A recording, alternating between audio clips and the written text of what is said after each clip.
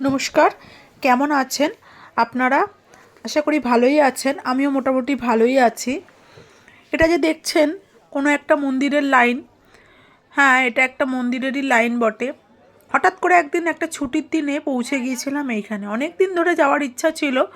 যদি আপনার মনে সঠিক ইচ্ছা থাকে, আপনি যদি মন দিয়ে চান যে এই কাজটা আপনার করা দরকার বা করবেন, তাহলে নিশ্চয়ই আপনি করতে পারবেন।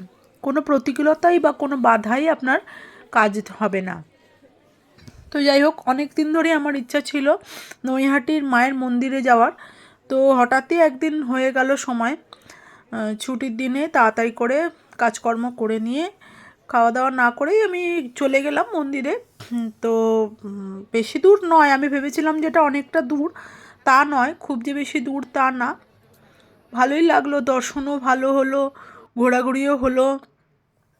একটু লাইন ছিল, লাইন তো থাকবেই, যে কোনো মন্দিরে গেলেই লাইন থাকবে।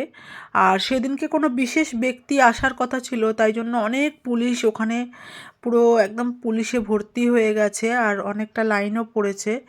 তো যাই হোক, এই সব কিছুর মাঝেই দর্শনও হলো, আর পুজোও দেওয়া হলো, আর তারপরে বাড়িও ফিরে আসলাম খুব তাড়াতাড়ি।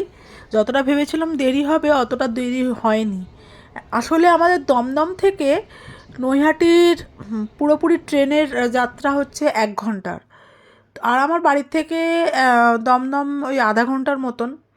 তো ওই যাওয়া আসা সব মিলিয়ে ওই 3 ঘন্টা, তারপরেই পুজো দিতে যতক্ষণ সময় লেগেছে, বেশিক্ষণ সময় লাগেনি। আবার বাড়ি ফিরে চলে আসলাম, খুব তাড়াতাড়ি গেলাম, তাড়াতাড়ি চলে আসলাম। এসে অনেকগুলো কাজও করার ছিল, করেও নিলাম। যাই হোক, আজকের জন্য এতটুকুই। আবার পরের ভিডিওর জন্য অপেক্ষায় থাকুন। ভালো থাকবেন। আজকের জন্য এতটুকুই। শুভরাত্রি।